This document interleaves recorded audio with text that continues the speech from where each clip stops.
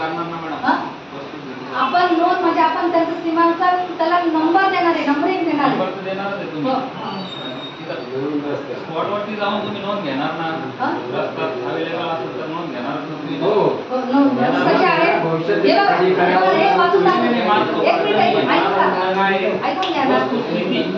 हे बघा तुम्ही ऐकून घ्या. हे बघा हे डिटेल वाचून दाखवा. काय होतं तुम्हाला सोबत असतील शिवाय वेळेमध्ये कन्फ्युजन करते ते तुमच्यावरती नाही. अंमलबजावणी दिले की या कालामध्ये पाणंद शिवरस्त्यांना क्रमांक देण्याच्या महसूल विभागाच्या शासन निर्णय 29/8/25 जो शासन निर्णय क्रमांक द्यायचा त्याच्या अंतर्गत अंमलबजावणी काय करायचं बघा. अमरावती जिल्ह्यात जिल्हा अधीक्षक भूमी अभिलेख व उप अधीक्षक भूमी अभिलेख यांच्या समन्वयातून पाणंद मॅपिंग अत्यंत स्तुत्य कार्यक्रम राबवण्यात आला. हा सगळ्यात आपला अमरावतीमध्ये राबवतो. त्याच धर्तीवर आता आपल्याकडे पाणंद रस्ते गाव नकाशा चिन्हांकित करण्याची कारवाई करणे म्हणून आपल्याला काय करायचं आहे. शिवमंदिर पाणंद रस्त्याचे सर्वेक्षण करायचं. सगळ्यात पहिले सर्वे करायचं आहे. ज्या पाणंद रस्त्याची नोंद निस्तार पत्र गाडीवर अर्जामुळे करण्यात आलेली नाही त्याची नोंद घेण्यावर कारवाई करते. आता जे सार्वजनिक जे आहे समजा सार्वजनिक जी मालमत्ता आहे म्हणजे सार्वजनिक त्याची वापर करतात त्याची नोंद आपण कुठं घेणार आहे.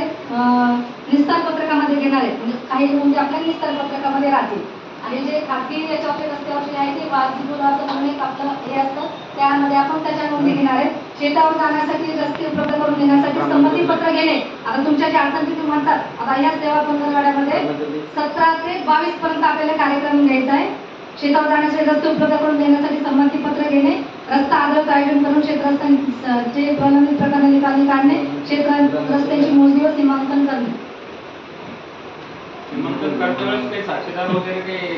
करताना हे बघा जे नकाशावरचे आहे सीमांकन म्हणजे नंबर सीमांकन भूमी अभिलेखवाले जे आहे ते करणार आहे. आणि जर त्यांचा रस्त्याचा प्रश्न आहे अतिक्रमण आहे कुठे काय आहे त्यांनी काय करायचं त्यांची काय अडचणी अर्ज वगैरे ग्रामसभेमध्ये द्यायचे. त्याच्यानंतर ते पूर्ण घेऊन आपण काय करणार आहे जितक्याचा निपटारा करणं म्हणजे तुम्ही आपण इथं गाव पातळीवर करू ज्याचा होणार नाही ते आपण ग्रामसभेच्या ठरावानं प्रसिद्ध देऊ. त्यानंतर जे काही आपल्याला लिगल नोटीस वगैरे जे काय असेल त्या अंतर्गत आपण त्याच्यावर पुढे कारवाई करू. बघा सगळेच प्रकरण समजा आपल्याकडनं 10 आले समजा तर सगळे 10च्या 10 वर पाठवायची गरज नाही अशी माझं वैयक्तिक मत आहे. काही काही रस्त्याचे जास्त छोटे प्रकरण असतात तुम्ही गाव लेवलवर किंवा ग्रामपंचायत सदस्य म्हणा सरपंच म्हणा पंचायत म्हणा आपण सगळ्यांनी जर एकत्र आलं तर 10 मध्ये माझा एवढा विश्वास आहे की निश्चित 6 तरी प्रकरण आपल्या स्तरावर निघाले निघतील.